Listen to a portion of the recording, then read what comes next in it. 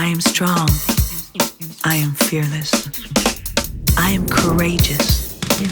I am beautiful. I can do all things. I am created to be me. I am a woman. And I am funky. Hi everyone, welcome to Sheila E TV. I'm your host Sheila E and my co-host here, Emma ESCOVEDO. Hi Emma. Today's guest we have is incredible. She is one of the most amazing singers I know. Her name is Deborah Cox. She is a Grammy-nominated recording artist, well known around the world, as well as Broadway, television, film, and fashion. Deborah has scaled the R&B and pop charts with 6 top 20 Billboard magazine R&B singles and 13 #1 hits on Billboard's Hot Dance Club Play chart. Ladies and gentlemen, welcome my beautiful and amazing friend, Ms. Deborah Cox.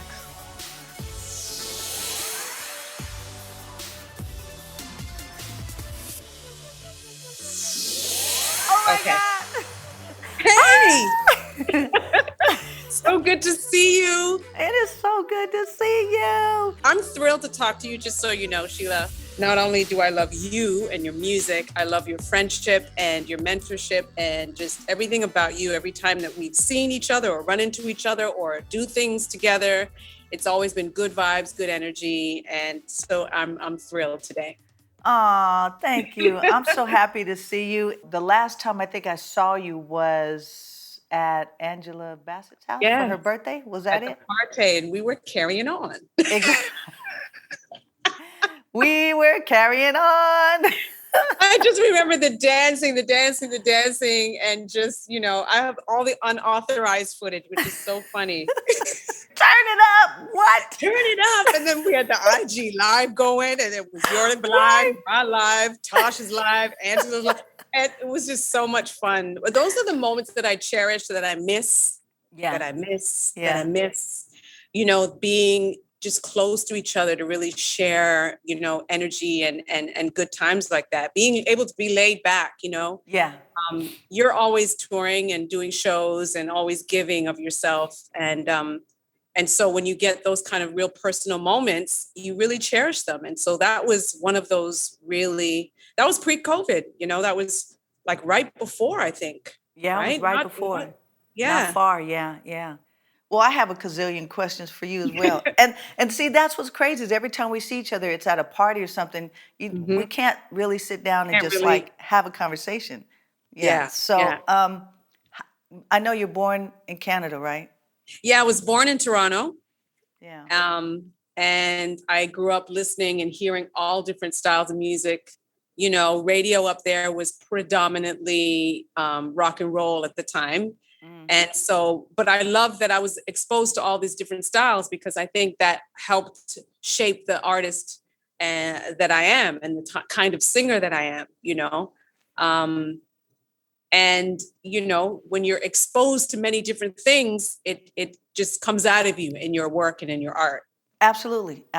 Yeah. I mean, I feel the same, that all the people that I've been influenced by is just like, it's made me the person that I am. Absolutely.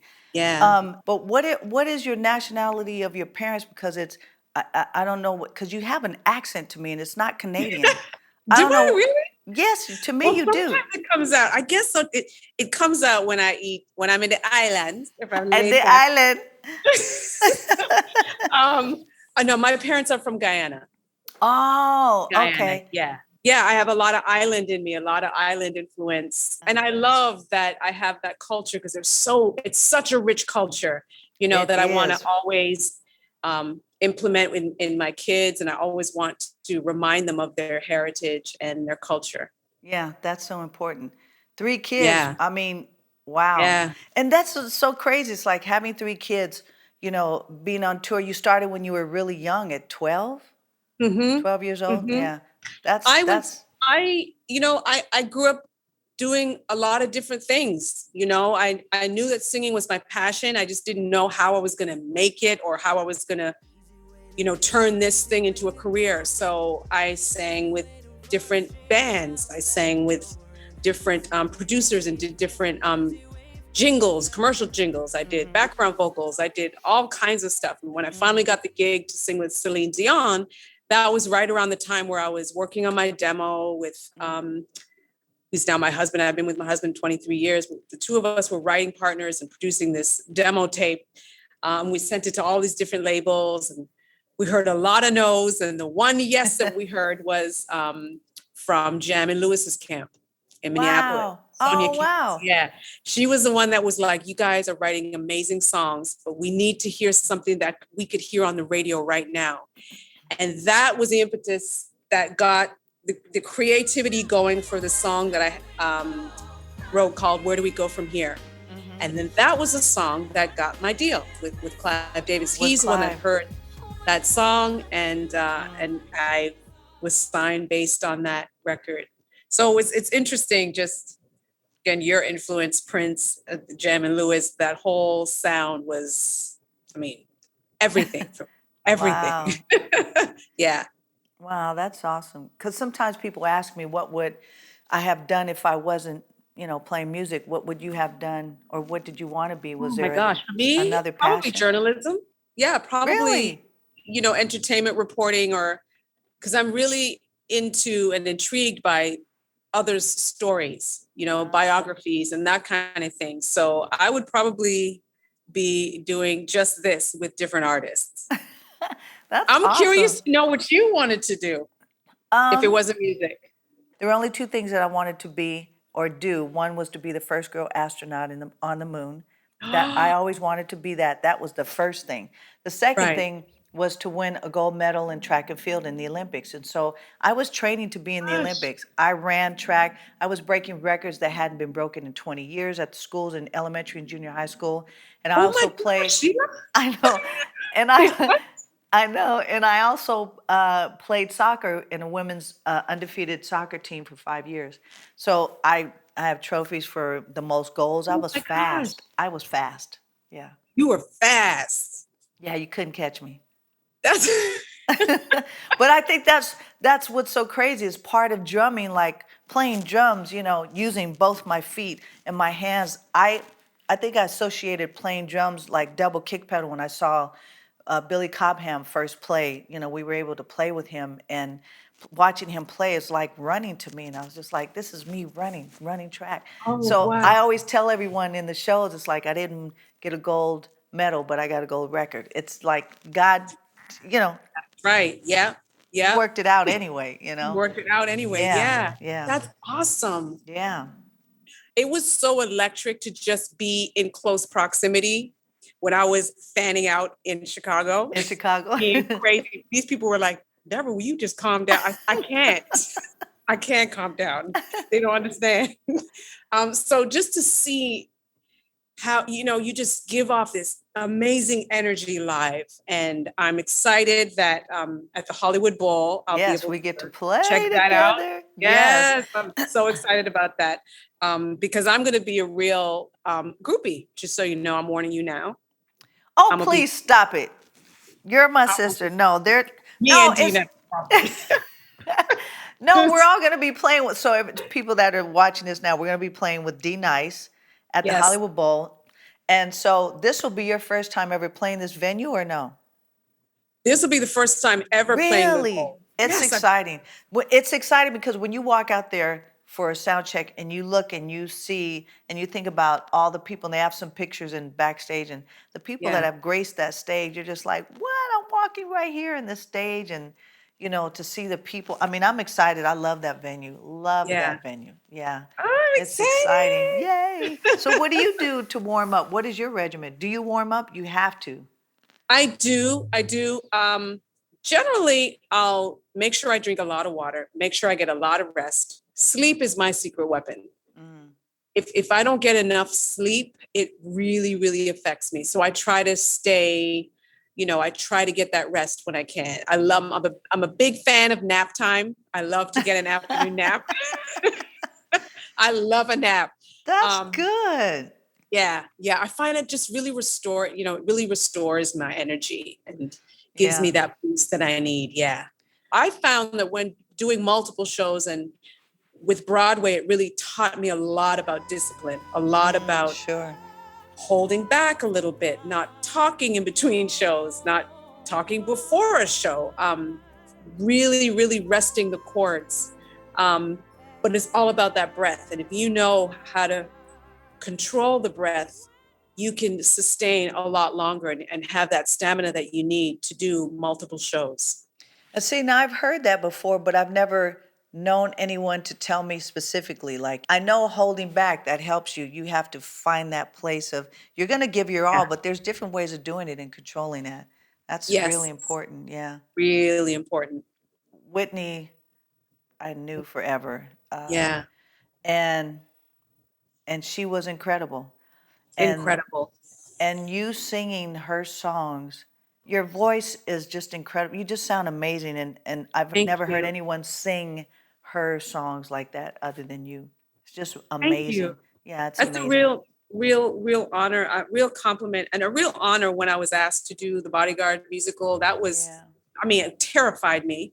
First of all, because of all the expectations. Right. That was another situation that I knew that it was something that was just part of the plan. It was 13 songs, girl. 13 Whitney songs. And I knew that it was, because it scared me so to step into those shoes, I knew that it was something that I had to do. And so I went into it with nothing but full reverence for her legacy and her talent and what she brought to music and how she changed the game and how she made, you know, her mark in this world, you know, and I realized every single night when the audiences would just be crying or they'd be up on their feet, I was like, man, these people miss this woman's music and voice, you know, and that's what we were celebrating every single night on tour.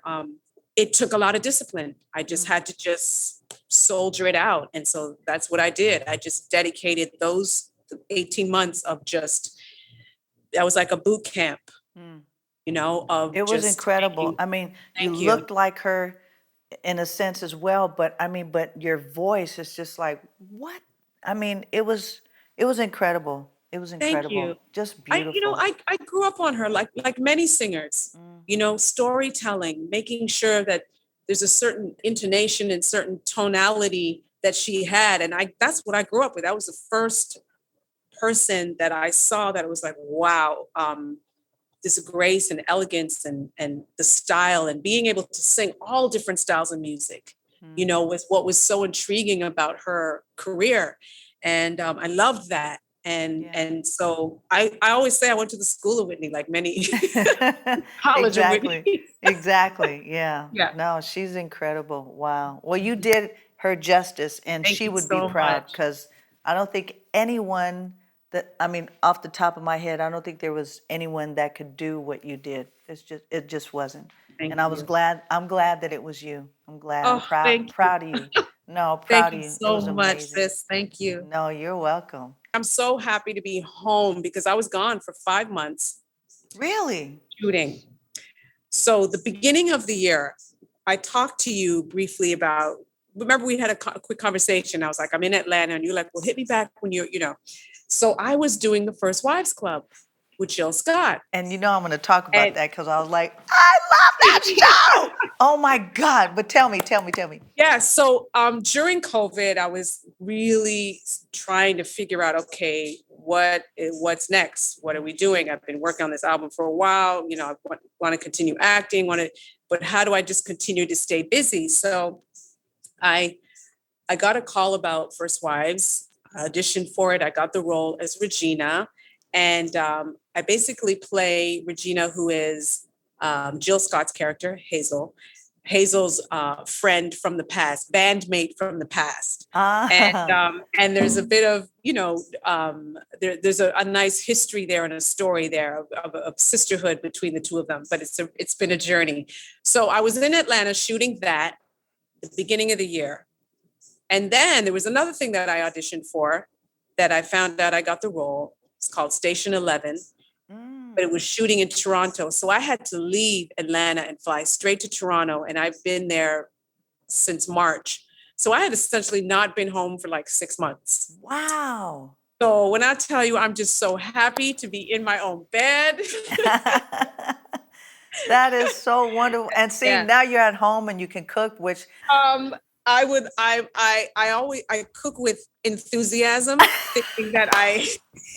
thinking that I could really burn, but I burn for real, like literally my burn. And I burn God. a lot of pots. My husband is an amazing cook. But Ah, I like to try, and I'm still learning. I'm a work in there you progress. go. Well, I hate to break it to your IG, whatever, but my company is doing just fine. Actually, great. You know how I know you're lying? Your mouth is moving. Fine. If you want to spend your life working in a can't even get a damn Coke diner and singing on a roof, then you go right ahead. I'm done trying. Well, I'm excited. I'm excited about seeing you on First Wives Club. I spoke to Jill too a while ago, and it's really good writing. I love the writing for the show. It's brilliant. It really is. It really is. It's that fun romantic comedy, which is a genre that I love. You know, there's a lot of really emotional moments as well. And I've always wanted to work with Jill. She's one of those artists that I've always, you know, you watch different people and do their thing, and I was like, man, Jill's so dope. I would love to work with her. And then the blessing came along to do First Wives, and yeah, she's got it down. She's amazing. I love her. I love her. All right, this is called Rapid Fire. I'm ready. Ding, ding, rapid fire. Here we go. All right. Getting in an elevator or skydiving? Skydiving. Okay. Red wine or white wine? Woo! Red wine for a long time, girl, but then I had to stop because of the reflux, so now it's white wine. All right, if you were at the still dentist, wine. I know, but it's still wine. If you were at the dentist, and would you rather get a shot with a needle or laughing gas? Oh, laughing gas. Laughing gas. I don't like the dentist. And I'll tell you a story. I hate the dentist so much that I remember I was 10 years old. I had a cavity, and the dentist told me that he had to give me a shot. And I said, do not give me a needle. I hate needles. So I said, just give it to me straight up. And he filled in my filling without giving me the needle because I hated needles. Yeah. But then after that, I was like, let me get used to these needles because I'm not going to feel that pain again. You gave me a hot flash. There's no way. I don't like the dentist either. I don't want to even feel anything. Oh my God. Yeah. Okay. Yeah. Okay. I got you. Big dogs, little dogs. Little dog. Oh, any kind of dog, but I have 2 little dogs. Oh, you have 2 little? Oh, yeah. Little dog. All right. Cartoons or video games? Cartoons. Yes. I'm trying to wean my son off of the video games. I heard that. Caribbean food or soul food? That's a hard one. But I think it's Caribbean food. Of course it would be. Yeah. I love it. Excellent. Just don't ask me to cook it. Right. Oh my God. I should have said microwave or oven. And there you go. Oh my God. Thank you so much. I could talk to you for another 2 hours. I can't wait to see you. Too. All right. I love you. All right. Mwah, mwah, mwah. Bye, my sister. I'll see you later. All right. I'll see you have soon. a good day. Yes. All right. All right. Bye. Yeah. Bye. Deborah, yes, I love you. We have to hang out. I can't wait. But I do have something for you. Come on now. We're talking about some new pots. I'm gonna hook you up. What? Well, maybe I could juggle these. I'm gonna hook you up. When you come to my house, we gonna make this happen. We'll show you how to cook some water. Anyway, I'm gonna hook you up with some new pots when you come to my house. Bam! Let's go. What? Woo! I didn't know I could do that. All right. I hope you all had a good time. We'll see you next week on Sheila E TV. Bye. What? I'm scared to do this side. Ah! Woo!